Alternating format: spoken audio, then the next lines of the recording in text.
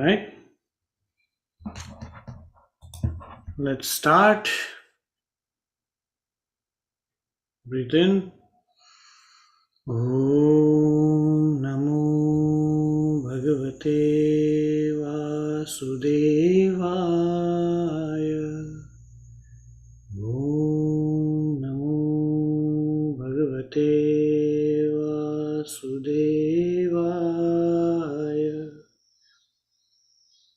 Om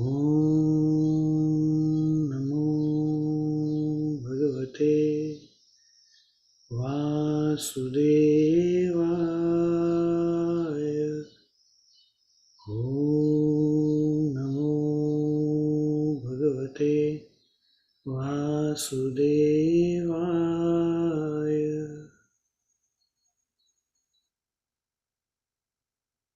Chapter 13, the knower of the field.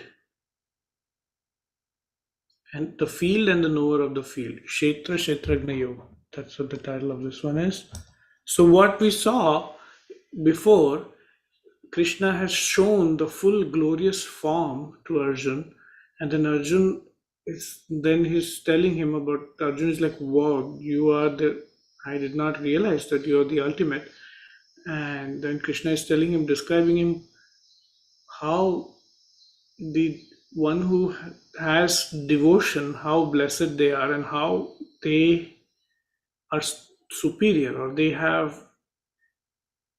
very dear to the divine. The devotee, or somebody who has the love or the devotion, they are very dear to the divine. And so just before this, he has said, just before, so he has said, okay, you need to be equanimous. The sign of a devotee is nobody is irritated by them, they are not irritated by anybody, and they are beyond the opposites, which is the same sign which is said for the knowledgeable ones also, and which is the same sign he said for the karma yogi to be able to do also. So now he is going a little bit more into the technicality. He's saying, like, look, this body is this termed as the field, the kshetra, and one who knows it is the knower of the field. Kshetrajna means you know you have a body, that which knows. So something in us knows. Okay, that ability to know, which is even beyond the intellect, that is the property of the knower of the field, Kshetrajna, the knower who is beyond, who has the discernment. And know myself to be that which knows. So do you know you have a body? If you know you have a body, something in you know that is the divine. And know myself to be Kshetrajna in all the fields. And it is knowledge of the field and the knower which I consider as the true knowledge. See, what is the field? The field is what that field is, and what is its nature, what are the modifications, and from what causes and what effects have arisen, and also who its knower, the Kshetrajna, is, what is its glory. Hear all this from me in brief. The truth about Kshetra and Kshetrajna has been expounded by the rishis, the seers, in many fold ways. Again, it has been separately stated in different Vedic chants, and also in the conclusive and reasoned text of the Brahma Sutras. The five elements, the ego, intellect, and the unmanifest,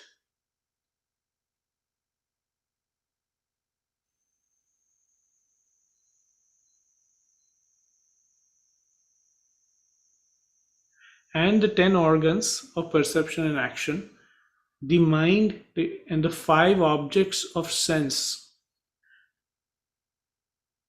So Mahabhutas means the five elements, and then the ego, intellect. So that's the body. The body is made of the Mahabhutas, and the subtle element, subtle version of the five elements also within, which forms the mind, the ego, intellect, and the unmanifest, the 10 organs of the perception, hands, feet, nose, all those things, and action. So, 5 organs of sensing, 5 organs of action. And then the 5 objects of senses, all that which this perceives. This is all the field. Also, the desire, aversion, pleasure, pain, and the physical body, the consciousness, the firmness. Okay, so dhruti is not exactly firmness. Dhruti is the sort of dhruti means that which holds you, upholds you, the integrity sort of. Uh, that is the kshetra. So even that is the kshetra. Chetana. Chetana means awareness, whether you are waking, sleeping, whether you know, mindfulness. That is all chetana. So that is the what this word consciousness here refers to is a chetana. Chetana means you are alert, alertness. So this is also the kshetra. This is also the field. Um, Absence of pride, freedom from hypocrisy uh, or show off, non-violence, forbearance, um, uprightness of speech and mind, sincerity in speech and mind, acharya upasana means service of the preceptor, connection to the preceptor, internal and external purity, steadfastness of the mind, stability of the mind, steadfastness of the mind, and a say over the body, mind, and the senses. Also, dispassion towards the objects of enjoyment of this world and the next, not only of this world, not only material objects, but also internal objects. Oh, this pleasure in meditation or whatever, heaven. And also, anahankara, dropping the arrogance, absence of arrogance, or being stuck in any identity. And pondering again and again, being able to see the misery in birth, death, old age, and disease, uh, absence of attachment, and the sense of me, my, in aspect of son, wife, home, etc., and constant equipoise of mind in both favorable and unfavorable circumstances, unflinching devotion to me through exclusive uh, avyabhicharini devotion. Avyabhicharini means it is not convenience based. It is not just for a short term goal. It is not with any limited mindedness. And finding not no delight in the company of worldly people. Not craving fame, not craving company, not a party animal, and being able to be with oneself, being able to be alone with oneself, having enjoying the solitude company of oneself, not obsessed uh, with the company of other people, and then the constancy in the self knowledge. Okay, so repeated like unbroken interest in the self knowledge and seeing tattva gnanartha darshanam, what is the objective of knowing all the elements beyond the elements, being having a keen interest in that, all this is declared as knowledge, and what is contrary to this is called ignorance. So what is declared as knowledge? All this dispassion, absence of attachment, sense of mind, external purity, absence of pride, all those things, this is all declared as knowledge. So kshetra is defined as all those which is changing body, senses, all those things, intellect. And then knowledge is what? All those qualities which are described here. And then uh, what is contrary is called ignorance. Very systematically, it's like, okay, you have to know the field and the owner of the field, or the knower of the field. So, what does it mean to know? These are all the different attributes of knowledge. So, now I shall speak to you at length about that which ought to be known, and knowing which one attains supreme bliss. That supreme Brahman, who is the Lord of beginningless entities, is said to be neither Sat nor Asat. Sat means that which is, Asat means that which is not. The Brahman is neither Sat nor Asat. This is very profound. Normally we say Sat Chid Ananda. Brahman definition is Sat Chit Ananda, that which is. But even beyond, when we say that which is, that implies there is something which is not. Even the beyond the duality of being and non-being, that which is beyond those opposites. Very beautiful. So it has hands and feet on all sides, eyes, head, and mouth in all directions, and ears all around. For it stands pervading all in the universe, omnipresent. Though perceiving all sense objects, it is really speaking devoid of all senses. It is sensing, and yet it has not been touched by the senses. Even though unattached, it is the sustainer of all, nonetheless.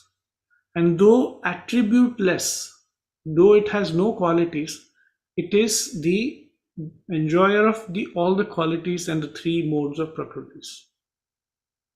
It has no qualities, but yet it enjoys. It is the enjoyer of all the gunas, the qualities. It's really wonderful to contemplate this. What is that which, though perceiving all sense objects, perceives nothing? What is that which is not attached, yet without which nothing can sustain? Which has no qualities, and yet it is the consumer of all the qualities. It exists without and within all beings, constitutes the animate and the inanimate creation as well, inside as well as outside. By reason of its subtlety, it is incomprehensible. It is close, very close, right here, and yet it is very far too. This is another very celebrated verse. Avibhaktam cha bhuteshu vibhaktam iva cha sthitam. His Gurudev also quotes this sometimes. So it is unbroken, undivided, like space. It is like space in its undivided aspect, but it appears divided, as it were, in all animate and inanimate beings. Even though it is undivided, but it appears undivided through all the beings. And that Prabha Vishnu. Vishnu means that which is pervading everything. Prabha means the Lord. That lordship, that gracefulness, a graceful divinity, which is the only object worth knowing, is the sustainer of beings as Vishnu, destroyer as the Rudra, and the creator as the Brahma. God, generator, organizer, and the destroyer. See, in chapter 11, he was speaking of this is me. Now he's speaking as that, because it was too scary for Arjun. So now he is like, okay, now I will tell you that. That is like this. That supreme Brahman is said to be the light of all lights and entirely beyond Maya. That divinity is knowledge itself, worth knowing and worth attaining through real wisdom, and is particularly abiding in the hearts of all.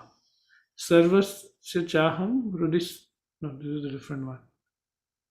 It is the light of lights and entirely beyond the Maya. Thus the truth of the kshetra and knowledge as well as the object worth knowing has been briefly discussed. Knowing this in reality, my devotee enters into my being.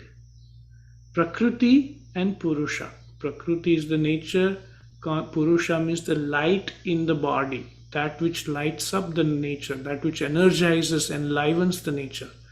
Know both these as beginningless, and know all modifications such as likes and dislikes, etc., and all objects constituted of the three gunas as born of the Prakriti. Prakriti is said to be responsible for bringing forth the instruments of action, evolutes and instruments of action. Karya, Karana, Kartrutve. This is Karyam is the action, the instruments of the action, and the Kartrutva, the identity that I am doing this. All of this belongs to the Prakriti, the nature. While the individual, the light, the Purusha, that light within the body, that which is beyond the body, self, is declared to be responsible for the experience of joys and sorrows. So here the Purusha is being used in the sense of the limited, the identity, mind, intellect, memory, ego complex, the shell. Only the Purusha, in association with Prakriti, experiences objects of the nature of the three gunas evolved from Prakriti.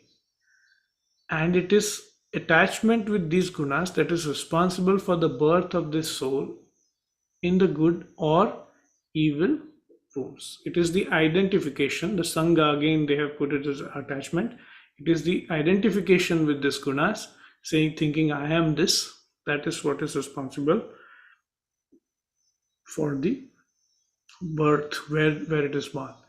The spirit dwelling in this body is really the same as the Supreme, has been spoken of as the witness, the true guide, the sustainer of all, the experiencer, the ultimate divine, Maheshwara, the greatest, the most dearest, the greatest uh, consciousness free from misery, and the absolute, the self of the self, the ultimate self. All of these it has been spoken of as. One who knows the Purusha, the spirit, and the Prakriti together with the gunas, even though performing the duty in every way, is not born again. Some, by meditation, behold this Supreme Spirit in the heart with the help of the refined and sharp intellect. Others realize through the discipline of knowledge, still others through the discipline of action, the Karma Yoga or the Yoga of knowledge, Sankhya Yoga. Other dull-witted persons, however, not knowing this, worship even as they have heard from others, and even those who are thus devoted to whatever they have heard are able to cross the ocean of mundane existence in the shape of death.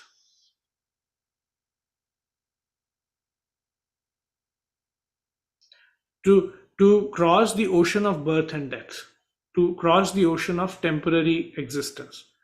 That's what you're saying. Arjun, whatsoever being, the moving or the unmoving, is born, know it is emanated through the union of the Kshetra and the Kshetragna, the matter and the spirit. He alone, so again, he is an inserted here.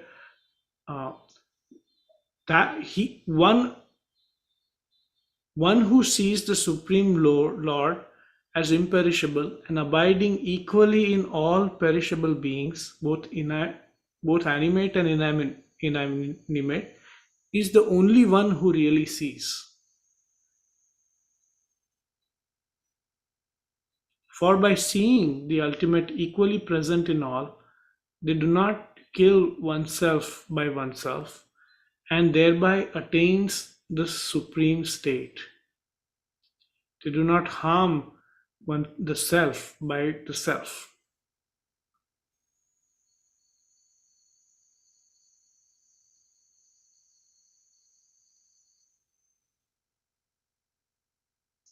One who sees that all actions are performed in every way by the nature, and the self as not the doer, alone verily sees.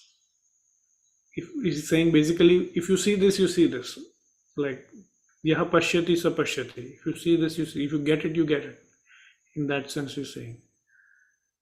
The moment one perceives the diversified existence of beings as rooted in one supreme spirit, uh, and the spreading forth of all beings from the same, that very moment they attain the Brahman, who is the truth, consciousness, and bliss solidified. The moment you perceive the diversity of beings, all the diversity as rooted in the one supreme spirit, that very moment one attains the ultimate. Arjun, being without beginning and without attributes, this indestructible Supreme Spirit, though dwelling in the body, in fact does nothing, nor gets tainted. As the all pervading ether is not contaminated by reason of its subtlety, though permeating the body, the self is not affected by the attributes of the body due to its attributeless character. Just like the space is not affected by the whatever is in it, similarly, the self is not affected by the body. Arjuna, as the one sun illumines this entire universe, so the one Atma, the spirit, illumines the whole Kshetra, the whole field. Those who thus perceive with the eye of wisdom the difference between the Kshetra and Kshetragna, and the phenomenon of liberation from Prakriti with her evolutes, reach the supreme eternal spirit.